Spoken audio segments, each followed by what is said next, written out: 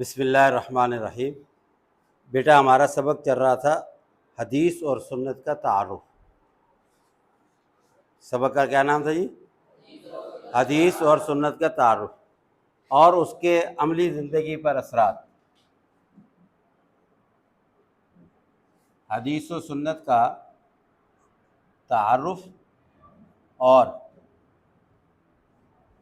اس کے عملی زندگی پر اثرات۔ حدیث اور سنت کا تعارف یہ ڈیٹیل کے ساتھ میں بتا چکا ہوں، یہ لیسن ہو چکے ہیں۔ اس میں حدیث کسے کہتے ہیں، سنت کسے کہتے ہیں، اس کے لفظی معنی، اصطلاحی معنی، اور اس کے ساتھ ہی حدیث اور سنت کی اہمیت کو بھی بیان کر چکا ہوں۔ حدیث اور سنت میں فرق کیا ہے اس کو بھی بیان کر چکا ہوں۔ حدیث کی اقسام کیا ہیں ان کو بھی بیان کر چکا ہوں، اور وہ ساری ویڈیوز بھی بنائی گئی ہیں۔ وہ آپ لوگ اگر ان کو پیچھے میرے لنک پہ جا کر کے اگر وہ ویڈیوز آپ دیکھیں گے انشاءاللہ وہ ساری معلومات آپ کو ہو جائیں گی۔ آج کا ہمارا جو عنوان ہے وہ جو اس کی دوسرا سنٹنس ہے، کیا ہے جی؟ حدیث اور سنت کا عملی زندگی پر اثرات۔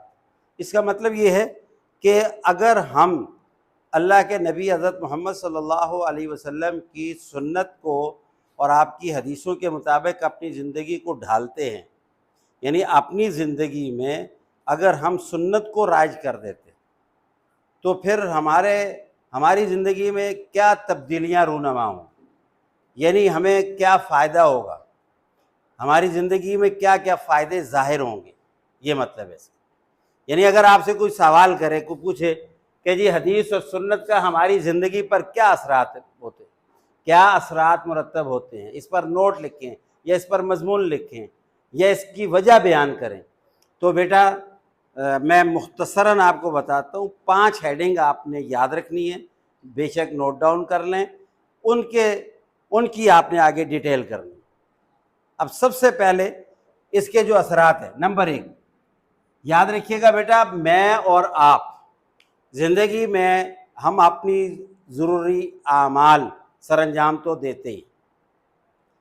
ہماری جو زندگی ہے، دنیا کی زندگی، اس میں ہماری ضروریات ہمیں پیش آتی ہیں اور ہم اپنی ضروریات کو پورا کرنے کے لیے وہ کام کرتے ہیں، وہ اعمال سر انجام دیتے ہیں۔ سمجھ میں آ رہی ہے بات؟ مثلا بھوک لگتی ہے، کھانا کھاتے نہیں کھاتے؟ بولیں۔ نیند آتی ہے، سوتے ہیں نہیں سوتے؟ واش روم کا تقاضا ہوتا ہے، جا کر کے واش روم کرتے نہیں کرتے؟ جب ہمیں روزی روٹی کی ضرورت پڑتی ہے تو کمانے کے لیے جاتے ہیں نہیں جاتے؟ ہمیں دنیا کی زندگی میں رہنا ہے، ہمیں دنیا کی ضرورتوں کو پورا کرنے کے لیے، دنیا کی ضرورتوں کو پورا کرنے کے لیے کام کرنے ہیں۔ بیٹا بہت آسان سی بات ہے کہ ہم دنیا کے جو کام بھی کر رہے ہیں، کرنا چاہ رہے ہیں، ان کاموں کو اپنے پیارے نبی آقا دو جہاں حضرت محمد مصطفیٰ صلی اللہ علیہ وسلم کی مبارک اور نورانی سنتوں کے مطابق کر لیں تو ہماری زندگی عبادت بن جائے، یہ اثر ہوگا۔ تو سب سے پہلا اثر کیا ہوگا جی؟ ہماری زندگی عبادت بن جائے گی، یہ پہلی ہیڈنگ ہے، زندگی پوری زندگی عبادت بن جائے، صبح سے لے کے شام تک، شام سے لے کر کے صبح تک، جس میں جو بھی عمل آتا ہے، ہمارا کھانا پینا، چلنا پھرنا، کھانا، ہمارا تجارت کرنا، خرید و فروخت کرنا، دوسروں کے ساتھ معاملات کرنا، جتنے بھی معاملات ہمیں پیش آتے ہیں، بس ہم نے اسٹڈی کرنا ہے کہ ہمارے پیارے نبی حضرت محمد مصطفیٰ صلی اللہ علیہ وسلم کی زندگی میں ان کی سنتیں کیا ہیں۔ اگر وہ ہمیں معلوم ہو جائے اور اس کے مطابق کر لیں تو ہماری پوری زندگی عبادت بن جائے۔ میں نے آپ کو مثال بھی بتائی تھی، حضرت علی رضی اللہ تعالیٰ عنہ سے اس یہودی نے پوچھا کہ جی آپ 24 گھنٹے میں کتنے گھنٹے عبادت کرتے ہیں اپنے اللہ کی؟ تو حضرت علی رضی اللہ تعالیٰ عنہ کے کیا جواب دیا تھا جی؟ آپ نے فرمایا تھا کہ ہم تو 24 گھنٹے اللہ کی عبادت کرتے ہیں۔ کیا فرمایا تھا؟ کیوں کہا تھا؟ اس لیے کہ کوئی عمل بھی سنت کے خلاف نہیں، کوئی عمل بھی سنت کے خلاف. تو بیٹا یاد رکھیے گا سنت کے مطابق اگر زندگی گزاریں گے تو اس کا سب سے پہلا ریئیکٹ کیا ہوگا؟ یہ یاد رکھیں. آپ سے یہ پوچھا یہ جا رہا ہے کہ حدیث اور سنت کا ہماری لائف پر کیا ریئیکٹ ہوتا ہے، تو پہلا ریئیکٹ کیا ہوگا جی؟ بولو.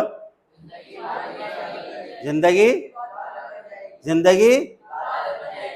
یاد رہے گا جی. یہ پہلا ریئیکٹ یہ ہوگا، کیونکہ کوئی بھی ہم عمل کریں گے، کوئی بھی کام کریں گے آقا صلی اللہ علیہ وسلم کی سنت کے مطابق کریں گے. لہذا وہ حتیٰ کہ میں کہا کرتا ہوں بیٹا واش روم جاتے ہیں نا، واش روم جا رہے ہیں بھائی، اللہ کے نبی صلی اللہ علیہ وسلم کی مبارک سنت ہے، آپ نے فرمایا کہ جب بھی بیت الخلاء جاؤ تو دعا پڑھ کے جاؤ، اللہم انی اعوذ بک من الخبث والخبائث. ایک شخص نے یہ دعا پڑھی، پھر جا کر کے سنت کے مطابق واش روم میں بیٹھا، پھر جب وہ باہر نکلا، واش روم سے باہر نکلا اور پھر اس نے دعا پڑھی غفرانک الحمدللہ الذی اذھب عنی العذاب وعافانی. تو اب اس کا یہ واش روم جانا بتاؤ عبادت ہو گیا نہیں ہو گیا؟ عبادت ہو گیا، کنفرم ہے. کھانا کھانے کے لیے بیٹھا، بسم اللہ پڑھ کے ہاتھ دھو کر کے بسم اللہ پڑھ کر کے اگر کھانا کھا رہا ہے، دسترخوان لگا کے کھا رہا ہے، جو سنتیں ان کو پوری کر رہا ہے. اسی طرح پانی پینے میں، زندگی کے جو بھی اعمال دیے گئے ہیں ان اعمال میں اگر سنت پر عمل پیرا ہو رہے ہیں تو بیٹا وہ زندگی یہ پہلا ریئیکٹ جی. سمجھ میں آ گئی بات؟ اس کے بعد دوسرا ریئیکٹ نمبر 2، صحت اور ماحول کی بہتری. صحت اور ماحول کی، اب دیکھیں بیٹا یاد رکھیے گا، جب بندہ اللہ کے نبی کی سنت کے مطابق زندگی گزارے گا کبھی وہ حرام کی طرف نہیں جائے گا، نہ حرام کھائے گا، نہ حرام بولے گا، نہ حرام دیکھے گا، نہ حرام سنے گا. کیوں؟ اس لیے کہ نبی پاک صلی اللہ علیہ وسلم کی تعلیمات میں کہیں حرام کی تعلیم ہے؟ بولو ہے؟ کس چیز کی تعلیم ہے؟ حلال کی تعلیم ہے. خواہ وہ کھانے پینے میں ہو، عبادت میں ہو، یا کاروبار میں ہو، یا تجارت میں ہو، ہر چیز میں اللہ کے نبی نے حلال کی تعلیم دی. اب مجھے بتاؤ، اگر ہم اللہ کے نبی کی تعلیمات کے مطابق حلال پہ چلنا شروع کر دیں گے تو بتائیے صحت اچھی ہوگی بری ہوگی؟ ماحول اچھا ہوگا برا ہوگا؟ یہ ریئیکٹ ہے. دوسرا سب سے بڑا ریئیکٹ یہ ہے، ہماری انڈیویجول اپنی لائف پر بھی، اپنی ذاتی پرسنل لائف پہ بھی، اور ہماری معاشرتی سوسائٹی میں بھی یہ ریئیکٹ ہوگا کہ ہم خود بھی صحت مند ہوں گے، ہمارا معاشرہ بھی صحت مند ہوگا. کیوں؟ حلال پہ چلیں گے. آج معاشرہ اور ہم بیماریوں میں اور برائیوں میں کیوں مبتلا ہیں؟ بیٹا یاد رکھیے گا، سنت نبوی سے ہٹے ہوئے ہیں. حرام اور حلال کی کوئی تمیز نہیں، پاک اور ناپاک کی کوئی تمیز نہیں، جائز اور ناجائز کی کوئی تمیز، کوئی فرق نہیں کر رہے. حلال ہے یا حرام ہے بس ٹھیک ہے، جائز ہے یا ناجائز ہے بس ٹھیک ہے. جس وقت نبی پاک صلی اللہ علیہ وسلم کی سنت کے مطابق حلال لائف پر آ جائیں گے تو کیا ریئیکٹ ہوگا بھائی؟ یاد رکھیے گا، پرسنل بھی اور سوسائٹی میں بھی. ہمارا ذاتی طور پہ بھی ہم صحت مند ہوں گے، ہماری سوسائٹی بھی صحت مند ہوگی. ہم پرسنل بھی، ہمارا ماحول، اپنا گھریلو ماحول بھی اچھا ہوگا، بہتری آئے گی اس میں، اور ہماری سوسائٹی ملک کی ماحول پر بھی اثرات اچھے بڑھیں گے. انڈرسٹینڈ؟ سمجھ میں آ گئی دوسری؟ بولو بھائی سمجھ میں آ گیا؟ اس کے بعد تیسرا جو ریئیکٹ ہے وہ ہے اتحاد اور اتفاق کا پیدا ہونا. تیسرا کیا ہے جی؟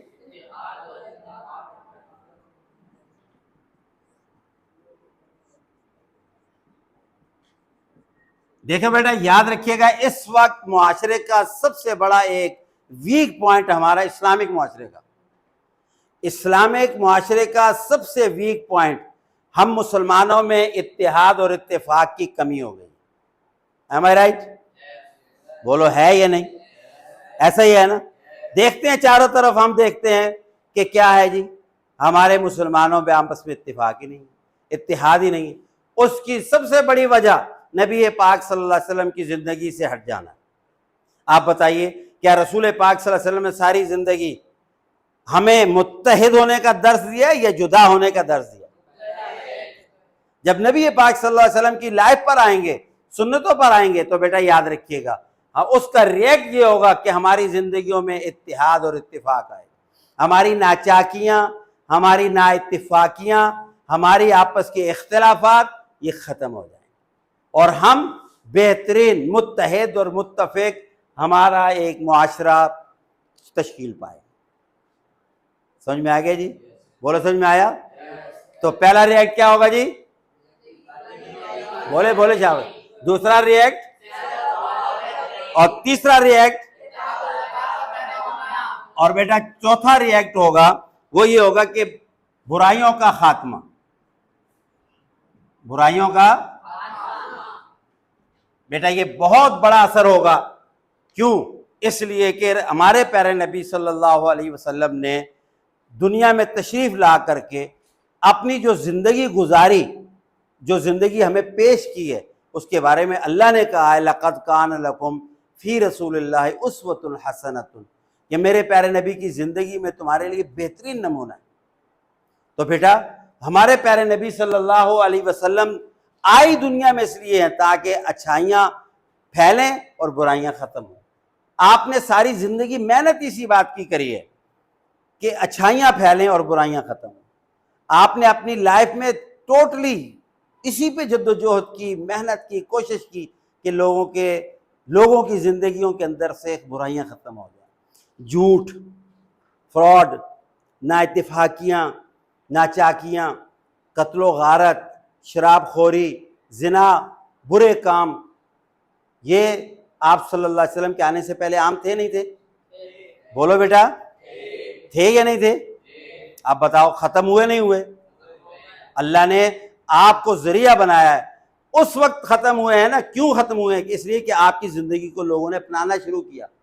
آج بھی اگر آپ کی سنت کے مطابق چلیں گے، اگر آج بھی مسلمان آپ کی زندگی کو اپنا لیں، تو بیٹا یاد رکھیے گا کہ آپ صلی اللہ علیہ وسلم کی زندگی کو اپنانے کا یہ ریئیکٹ، سب سے بڑا ریئیکٹ یہ ہوگا کہ ہمارے ماحول اور معاشرے سے، ہماری پرسنل لائف سے برائیاں ختم ہو جائیں گی، اچھائیاں ہی اچھائیاں پھیلیں اور ایک بہترین معاشرہ بن جائے۔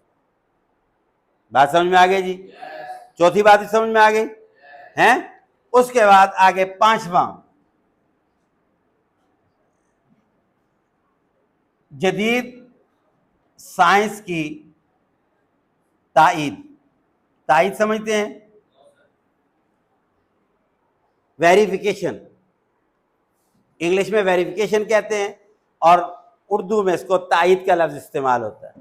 بیٹا یاد رکھیے گا، آج کی جو جدید سائنس ہے انہوں نے بہت سرچنگ کی ہے، جب وہ کسی نتیجے پر پہنچے تو وہ ایک ہی نتیجہ ہے کہ جو نبی اکرم صلی اللہ علیہ وسلم نے جو کچھ بھی کیا ہے وہ باعث خیر و برکت ہے، اس سے اچھے ہی نتائج مرتب ہوتے ہیں اور اس کو ہر شخص کو اپنانا چاہیے۔